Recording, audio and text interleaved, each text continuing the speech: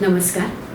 तस्मै श्री गुरवे नमः ह्या पॉडकास्टमध्ये आपलं परत एकदा स्वागत. मी आधी पण जसं म्हटलं होतं की प्रभाकर जोशी यांच्याबरोबर आपण चर्चा चालू ठेवणार आहोत. आज परत आपण जोशी काकांची चर्चा करणार आहोत.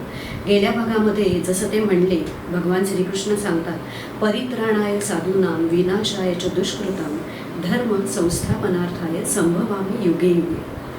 तेव्हा ते म्हणले होते, संभवामी युगे युगे ठीक आहे हो, पण आपल्याला कळतंय का की भगवंतानी अवतार घेतलाय? विचार करा. एक विचार त्यांनी गेल्या पॉडकास्टमध्ये असाही सांगितला होता की सद्गुरू शरणापन्न व्हा, सतनाम मनन करा आणि सत्संगाचा आश्रय घ्या. तुम्हाला तुमच्या उन्नतीचा विचार करायला लागणार नाही. हा श्री श्री ठाकूरजींचा विचार त्यांनी आपल्यापर्यंत पोहोचवला.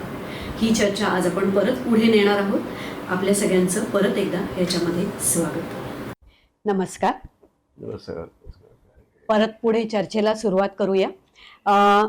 आपल्याकडचे जेवढे केवढे संत परंपरा आहे महाराष्ट्रामध्ये, तर त्यांची विचारधारा आणि श्री श्री ठाकूर अनुकूलचंद्र चक्रवर्ती यांचे विचार यातला नेमका फरक काय हे आम्हाला जाणून घ्यायला आवडेल. ॲक्च्युली पुरुषोत्तमाची जी भूमी जी आहे ती मूळ आहे सर्वांना परिपूर्ती करणं, सर्वांना इन्क्लुडिंग ऑल देम. त्यांचे एक भजन आहे, पुरुषोत्तम आते जिस क्षण सब गुरुओं की सार्थकता, उनसे धरने से कभी नहीं होगी गुरु त्यागी गृण्य कथा. त्यामुळे पुरुषोत्तमाचा आपण स्वीकार करतो त्यामुळे आपण कोणाला कधी काही नकार नसतो त्याच्यामध्ये. It's part of fulfilment. Purushottam आहे. त्यामुळे तुम्ही जे जे जे करतायत, आणि समजा दादा कोणाची ते आराधना करत असेल, त्या आराधनेला त्याला पुढे प्रगत कसं न्यावं याचं टेक्निक तुम्हाला सांगतात. खरं. So he is something much beyond that what you call it. तर त्यांच्यामध्ये एक फरक जर तू विचारला असला तर चित्तरंजन दास ज्यावेळेस त्यांना भेटीला गेले ते त्यावेळेस त्या स्वातंत्र्य चळवळ चालू होते, गांधींशी त्यांचं थोडं मतभेद झाले, त्यामुळे त्याच्या विमानच कामाचे ते गेले. ते त्यावेळेस त्यांनी ज्यावेळेस प्रणाम करून मला देशाची सेवा करायची आणि मी चालू आहे इत्यादी, तर त्यांनी सगळं ऐकलं. तर देशाची खरी सेवा जर करायची असेल तर काही वेळ हे स्वातंत्र्याची चळवळ बाजूला ठेवायला पहिला धक्काच दिला त्यांनी त्या विचाराला. आणि त्याने सांगितलं, जर तुला देश सेवा करायची असेल तर ताबडतोब मॅरेज रिफॉर्मेशन करायला गेलं. ओके. नको नको त्या पद्धतीचे विवाह चालू झालेले आहेत.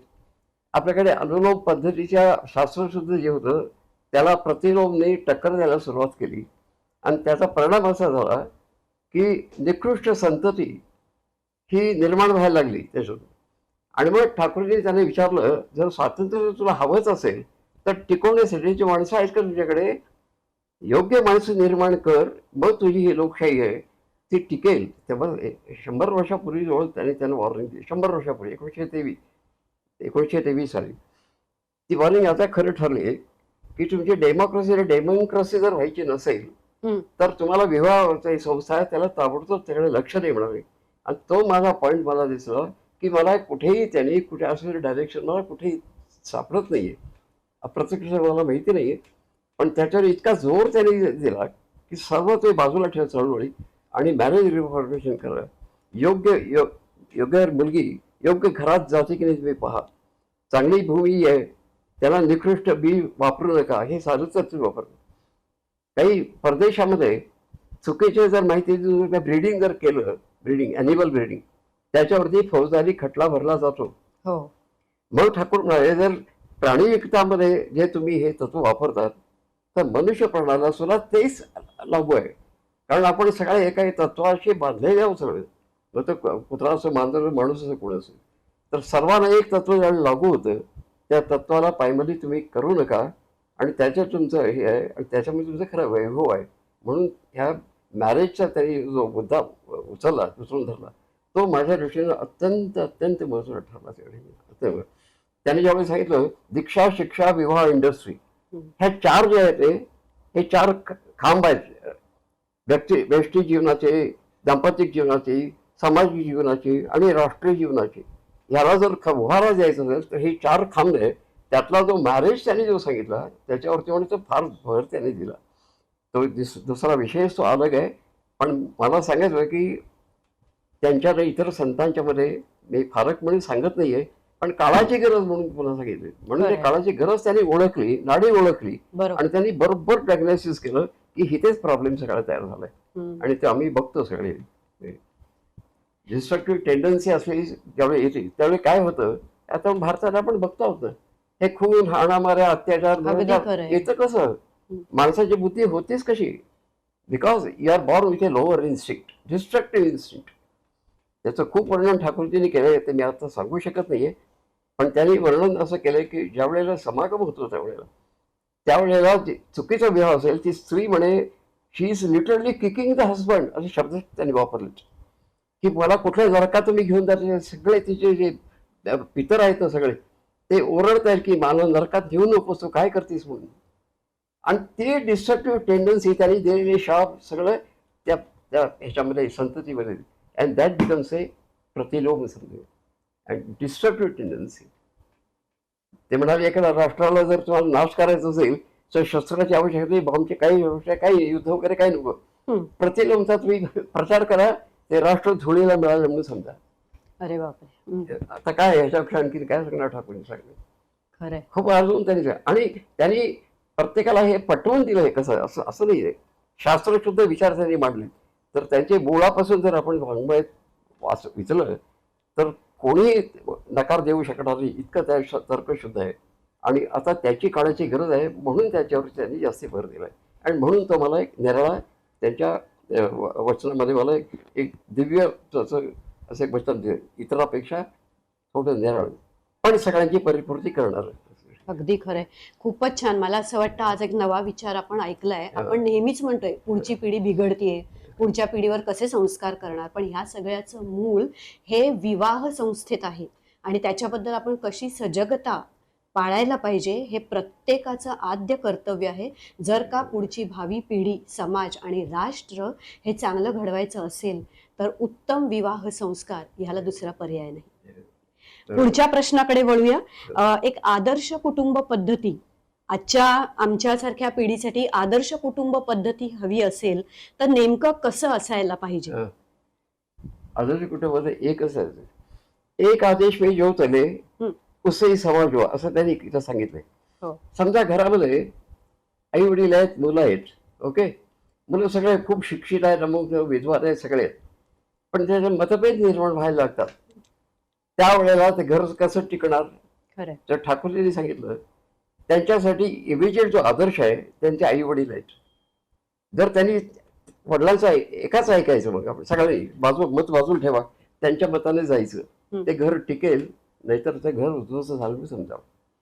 इतकं सोप्या शब्द आहे. म्हणून आपल्याला आदर्श कुटुंब जे आहे त्याची मूळ कल्पनाच अशी आहे की आपल्याबद्दल मुलांच्या वडिलांबद्दल असलेले प्रेम, आदर, भक्ती, सेवाभाव इत्यादी ते गुण ज्यावेळेला त्यांच्यात येतात त्यावेळेला ते घर ते खरं ते कुलदीपक होतात अशा वेळेस. आणि जर त्याच्या विरुद्ध जर काही केलं असेल तर कुणाचा नाश तीच जरी करू शकते. त्याला कुलदीपक व्हायचं का कुणाला विध्वंसक व्हायचंय, चॉईस इज युअर्स. म्हणून आदर्श कुटुंबाची कल्पना ठाकूरजी मुळातच ठेवली की आपल्यासमोर असा आदर्श ठेवा की ज्याच्या इच्छेनं मी जाईन, माझ्या मनाची इच्छा. ठाकूर बोलले या ठिकाणी, don't follow your mind, follow the ideal, follow the master, success will not leave you. Openly बोललेत. आता हे सक्सेसची चावी तुमच्याकडे तुम्ही दिली तरी आपण आपल्या जे मनाप्रमाणे जे करतो. आणि म्हणून समर्थांना सुद्धा सांगावं लागण्यासाठी मना सज्जना भक्तिपंथीची जावे तरी श्रीहरी पाहिजे स्वभाव. म्हणजे आपल्या मनाचे खेळ जोपर्यंत चालू आहेत तोपर्यंत आपल्या मला वाटतं हे जे आदर्श कुटुंबाची जी कल्पना आपण जे मांडण्याचा प्रयत्न करतोय ती साकार व्हायला फार अडचण येणार आहे. म्हणून आपलं मन हे न मन करावं लागतं. मन म्हणजे न म्हणजे कुठे करतो, शरणागत होणं. म्हणून प्रेम सेवा शरण म्हणतो आपण, म्हणतो की you have to love the ideal, serve him and surrender to him, सर्व धर्मांपर्यंत माहिती. तर हे आदर्श कुटुंबाची जी कल्पना आहे त्यातच समाज चांगला निर्माण होतो, त्यातच राष्ट्र उभारणं होतं. आणि ह्यालाच म्हणायचं शास्त्रशुद्ध विचार. आणि म्हणून म्हणते आदर्शाची प्रतिष्ठा करणं. आदर्श कसा असावा? प्रत्येकाच्या व्यक्तिशः त्याची उन्नती करणारा पाहिजे. असं नाही. आता बघा या सृष्टीमध्ये दोन गोष्टी एकत्र नाही आहेत. माणसात तुम्ही किती भिन्न आहोत बघा आपण. ते भिन्नताचं निर्मितीच्या पाठीमागचं मूळ असं आहे की त्याचं ते पण त्याला टिकवून जगायचं आहे. ओके, जगायचं. आपण कम्पेअर करतो, तुलना करतो, त्या ठिकाणी आपला तोल जातो. आता निसर्गामध्ये आपण बघा, छोटंसं एक रोपटं असतं, ते तितकं सुंदर असतं, आणि एक मोठं एक झाड असतं ते त्याच्याप्रमाणे सुंदर असतं. त्याची कम्पेअर करत नाही आपण केलं ते त्याच्याप्रमाणे सुंदरतेला ते ते आपलं वरदान ठरले ते पण करतात. तर अशा दिवशी आपले कॉन्सेप्ट क्लिअरली, जशी धारणा तशी धोरणं, जिथे मन जातं तसं जीवन घडतं, जशी दृष्टी तशी सृष्टी. ओके, तर आपली धारणा, आपले मन आणि दृष्टी ही शुद्ध व्हायला पाहिजे. मन करारे प्रसन्न प्रसन्न होईल ते सिद्धीचे आसन बोलत. याच्या पाठीमागचा भाव एवढाच आहे की तुम्ही आदर्श जीवन जगण्यासाठी पाहिजे, तर तुमचं समाजामध्ये तुम्ही असा आदर्श पहा की ज्याच्याकडे पाहून आपण सर्व आदर्श जीवन जगू शकू. हा त्याचा सुंदर. थोडक्यात अर्थ आहे. फारच सुंदर. मला असं वाटतंय आपण परत पुढच्या पण प्रश्नाकडे जाऊया, कारण कधी कधी आम्हाला असं वाटतं की आपण प्रत्येक गोष्ट जर व्यवस्थित वेळेमध्ये आपण त्यांच्याकडनं जाणून घेतली तर आपल्याला अजून ती प्रेरक ठरेल. आपण पुढच्या प्रश्नाकडे जाऊया. ठाकूरजी तुमच्या जीवनामध्ये नसते बापरे, तर काय? या शब्दातच मला त्याची भीती मला जाणवायला लागली. काय झालं असतं, काय झालं असतं. भरकटत गेलो असतो मी अक्षरशः. भरकटल्याची नैया जशी असती ना, तसं जीवन झालं असतं. कारण मला माहिती आहे, असं सांगितलं तुम्हाला की दीक्षा द्यायच्या अगोदर 2-4 जे काही लक्षणं दिसत होती, त्या लक्षणाप्रमाणे जर मी कर्म केलं असतं तर आम्ही आज इथे बसूच शकलो असतो. आजचा दिवस पाहू शकलो नसतो आपण. इतर तुम्ही अनेक लोकांच्या मी आमच्याकडे रिटायर झालेली काही काही लोक आहेत ज्यांच्यासमोर काही उद्दिष्टच काही नाही आहे. काय कळलं, they are blank, totally blank. काय करायचं कळत नाही. घरात इकडे तिकडे अस्वस्थ झालेलं आहे. आणि अशा अशा अशांत अवस्थेमध्ये जर त्यांचं लाईफ जीवन होत असेल तर त्या जीवन म्हणणार कसं तुम्ही त्याला. म्हणून मला असं वाटतं की जीवनात आदर्श निर्माण होणं हे सगळ्या शहाणपणाचं लक्षण आहे. तुम्हाला जगू इच्छितो वर्धिष्ट लाईफ अँड ग्रोथ ज्याला म्हणतो आपण, वर्धिष्ट व्हायला, ते पूर्ण जर करायचं असेल तर माझ्यासमोर माझा नियामक हवाच हवा. मला somebody must regulate me, otherwise I become a vagabond. रस्त्यावरती भटकत राहिलो असं, कोणी भीक मागत गेलो असं कल्पना नाही करू शकतो. आणि थोडक्यामध्ये हा जो मला आनंद जो मिळाला आहे ना, थोडक्यामध्ये हे सगळं, तो आनंदाला मी पारखा झालो असतो. हो, अगदी थोडक्यात मी सांगितलं मला. खरंय. प्रत्येक माणूस आनंद पाहतोय ना, त्या आनंदाची आपली कल्पनाच अशी आहे. ते जितका उच्च आदर्श तितका त्यांचा उच्च आनंद, हाच असं माझी कल्पना आहे. म्हणून मी ती कल्पना मी आता केली तरी अंगावरती काटे येतात. आणि मी पाहतो जीवनामध्ये आदर्श नसेल तर काय होतं. तर माझं झालं नाही, माझं नशीब सुधारायचं, आणि त्याचं ह्या प्रश्नाचं उत्तर आहे. फारच सुंदर. आपण नक्की हे शिकूया आज यांच्याकडनं की जीवनामध्ये जिवंत आदर्श सद्गुरू ग्रहण करणं हे आपल्याला कोणताही काळ असला, कोणतंही युग असलं तरी आपल्या इष्ट आराध्य देवतेशी, सद्गुरूंशी आपण त्यांच्या शरणापन्न जाणं याशिवाय आपल्याला तरणोपाय नाही. पुढच्या प्रश्नाकडे वळते. तुमच्या गुरूंचा आश्रम, सत्संग आश्रम हा देवघर, झारखंड, बिहारमध्ये आहे. तर तिथे जेव्हा तुम्ही गेला होतात पहिल्यांदा किंवा नंतरही तुम्ही अनेक वेळेला गेला असाल, तर तेव्हा तिकडच्या काही आठवणी आम्हाला जरूर सांगाव्यात. हो, छान. पहिली माझी दीक्षा झाली 1970 मध्ये दीक्षा झाली. आणि 1971 मध्ये आम्ही ज्यावेळेला आमचे ऋत्विक वगैरे सगळे होते, त्यावेळी मोठी प्रथम ज्यावेळेला आम्ही त्यांच्या एका आपले लालदा होते, लालदा आपले, ते ज्यावेळेस त्या आश्रमात आम्हाला भेटायला, ज्या पद्धतीने आम्हाला भेटायला आले, अरे त्यावेळेला आम्हाला वाटलं अरे ही आपली माणसं आहेत ही. एका भक्ताने मला इतका जवळच केला, तर त्याचे गुरु किती स्ट्रॉंग असतील. अगदी असं त्याचे तर्कशास्त्र घेऊन मी ज्यावेळी बडदाला प्रणाम केलं, नुसतं त्यांनी पाहिलं आणि खूप भलं म्हणाले. एवढंच काय जवळीचं वाटलं. आणि मला त्यांच्या घरामध्ये गेले तर मला अक्षरशः त्यांनी सामावून घेतलं. त्यांच्या कुटुंबाचा एक मी आहे, आणि मी कोणतरी मोठा आहे आणि तुम्ही कुठे असं दाखवू दिले नाही कुठल्याप्रमाणे. इतकं नॉर्मल आणि सो ब्युटी, सो ग्रेसफुल. त्यामुळं बडदांची ते पहिलं जो त्याला मी आशीर्वादच मानतो अक्षरशः, की गेल्यानंतर माझं पहिलं इम्प्रेशन, लॉस्टिंग इम्प्रेशन. आपण म्हणतो की कोणतं कॉन्कर होतं, ही केम ही सॉ आणि कॉन्कर्ड. नाही, I went and I saw and I was conquered असं म्हणायला हरकत नाही सिकंदरच्या पद्धतीने. फारच छान. तिथे मला आपलंसं जो केलं सामावून घेतलं त्यांनी. आणि नंतर मला असं कळलं की जीवाभावाचे लोक आहेत आपली, तर आपण त्यांच्यासाठी खरं काहीतरी काय करू शकू का. त्या भावनेनं मी ज्यावेळी परत होतो त्यावेळेस तुमच्याची कृतीशीलता वाढायला लागलेली आहे. You are becoming and you are enjoying it in fact. असं म्हणणं ते अहंकार येईल त्याच्यामध्ये, but I really enjoy it is. कारण निमित्त मात्र झालो आपण आणि कोणाला तरी आनंद मिळत चालला लाईफमध्ये. मुरगळलेलं चुरगळलेलं लाईफ हे कुठेतरी पुन्हा फुलतंय, बरोबर. त्याचा आनंद जेव्हा तुम्हाला मिळतो ना, तो एक निराळाच असतो कारण, आणि तो केवळ गुरुकृपेनं आपल्याला मिळू शकतो. म्हणजे आपला असं झाला हा एवढ्या पुरताच मला भाग आहे. आणि त्यानंतर त्याचं पुढचे भाग खूप आहेत. इथे आल्यानंतर तो आपल्यापणाचं मला इतकं वाटतं ते चाकण ते सुरू विचार आमचे. अरे बाप रे बाप, काय फॅमिली आहे, माय गॉड. संबंध फॅमिली डेडिकेटेबल. आणि असं मंदिर उभं, छकास मंदिर उभं करून त्याच्याकडे. कारण आदर्श कुटुंब जर म्हणणार सूर्यवंशींच्याकडे मी पाहिजे, जबरदस्त. त्यांच्या नावता पणतापर्यंत त्यातून फिरत आले, सगळे सत्संगामध्ये रमलेले. कोणी इकडे इथं झाले कोणाला. आणि गंमत अशी आहे राजश्री की ठाकूरजींनी सगळ्यात उत्तम जर सेवा जर केली असेल तर ज्या फॅमिलीमध्ये इतरत्र भटकत जाणारी मुलं आहेत ह्यांचं कसं व्हायचं असं जे टेन्शन असतं पालकावरती, ते टेन्शन त्यांनी दूर केलंय. लक्षात घ्या, फार मी महत्वाचं आहे सांगतो. अशा तऱ्हेचे त्यांनी संस्कार केले की जे आई वडील करू शकत नव्हते त्यांच्याकडं. असे संस्कार केले आईवडिलांच्या विरोधात मुलाबद्दलची जी शंका, एक प्रकारची जी तणाव आहे ते तणाव मुक्त केलं. ही केवढी मोठी सेवा, ही समाजसेवा मला वाटतं कोणी करू शकणार नाही, कोणी करू शकणार नाही. ठाकूरजी दया म्हणून हे होऊ शकलं. म्हणून आम्ही सांगतो ह्या आलेल्या एक अत्यंत महत्त्वाच्या अशा जी संधी आहे ती प्रत्येकाने ती संधी साधायचा प्रयत्न करावा आणि त्याच्यामध्ये आपल्या जीवनाचा उद्धार करण्याची एक एक आपली कर्तव्य आहे. कर्तव्य बुद्धी आणि भक्तिभावना टिकवा, सगळं व्यवस्थित होईल. अगदी खरंय, बरोबर. माझं काय चुकलं का? खरंय, अगदी बरोबर. मला असं वाटतं आपण आता ह्या चर्चेला विराम द्यावा.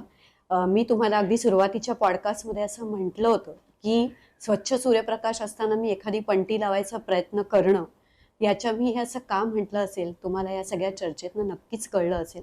जसं आत्ता जोशी काका म्हणलेत की सर्व धर्मां परित्यज्य माम एकम शरणम व्रज, हे जोपर्यंत आपल्या बुद्धीला पटतंय, मनालाही कळतंय, पण ते जे आपल्या आचरणात जोपर्यंत येत नाही, जसं ते म्हणले की प्रेम, सेवा, शरण हा एक विचार. दुसरा विचार त्यांनी जो दिला होता दीक्षा, शिक्षा, विवाह, इंडस्ट्री आणि सगळ्यात मोठं एक सुसंस्कृत समाज घडवण्यासाठी गरज असलेली विवाह संस्था. किती अनमोल विचार आज आपण ऐकले. मला असं वाटतं श्री श्री ठाकूर अनुकूलचंद्र चक्रवर्ती यांच्या विचारांचा जो प्रकाश आज आपल्या पुढे ह्यांच्या जोशी काकांनी त्यांच्या अनुभवातनं आपल्या पुढे जो प्रसारित झालाय, त्याची किरणं, त्याचं तेज आपल्या पुढे आज प्रसारित झालंय, त्याच्यामध्ये मला असं वाटतं आपल्यापैकी प्रत्येक जण ऐकणारा श्रोता नक्कीच नतमस्तक होईल.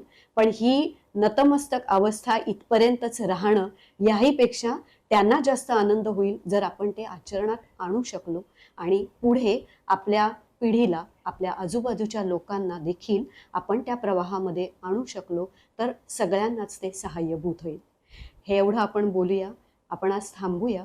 परत एक क्षणभर सांगता आलं तर जरूर जरूर सांगा. शेवटचं आहे. हो, ठाकूरजींनी 92 वर्षीय असलेल्या त्याच्या सेवकाला किती प्रोटेक्शन द्यावं हे दोस्ती बिहारमध्ये आल्याचं मला कळलं.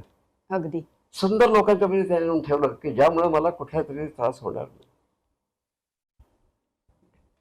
नाही. ठाकूरची कृपा आहे. किती लक्ष दिले बघा त्यांनी. त्यामुळे हा तो मला एकटेपणा मला जाणवत नाही. I am never feel alone there, never. ही सगळी इथली मंडळी इतकी छान लोक आहेत, खूप काळजी घ्या. आणि अशा शांत वातावरण त्यांनी आणून ठेवल्यामुळे उपकार कसे मी त्यांचे फेडू. सर ठाकूर तुमच्या इच्छेला जे असेल इच्छेवर माझ्याकडे फक्त कार्य करून घ्या ही मी त्यांच्याकडे नेहमी प्रार्थना करतो. जय. म्हणतात सद्गुरू सारखा दुसरा पाठीराखा नाही, तर तुम्ही त्यांच्या कार्याला वाहून घेतलंय त्याच्यापेक्षा कैक पटीने तुम्हाला तुमच्या सद्गुरूंनी वेळोवेळी सांभाळलंय. ह्याच्यापेक्षा अजून काय पाहिजे. मला असं वाटतं आपल्या श्रोत्यांना सुद्धा याच्यापेक्षा अजून काही वेगळी प्रचिती अनुभव सांगण्यासारखं माझ्याकडे तरी काही उरलं नाहीये. आपण असं परत वेगवेगळ्या पॉडकास्टमधनं अशाच अनंत व्यक्तींना जे अनुभवांनी विचारांनी समृद्ध आहेत त्यांना परत भेटूया. आज आपण इथेच थांबूया. परत वेळ मिळाला तर आपण नक्की जोशी काकांना परतच्या पॉडकास्टमध्ये बोलावू. आत्ता इकडेच आपली रजा घेते.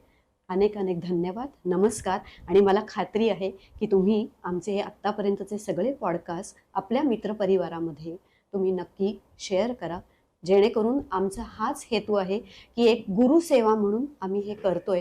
आमच्या गुरूंच्या विचारांचा प्रसार होऊन जर कोणाचं आयुष्य उन्नत होऊ शकलं तर आम्हालाही थोडं कृतकृत्य झाल्यासारखं वाटेल. आपल्या सगळ्यांच्या सहकार्याची अपेक्षा आहे. इथेच थांबते. धन्यवाद, नमस्कार. जय.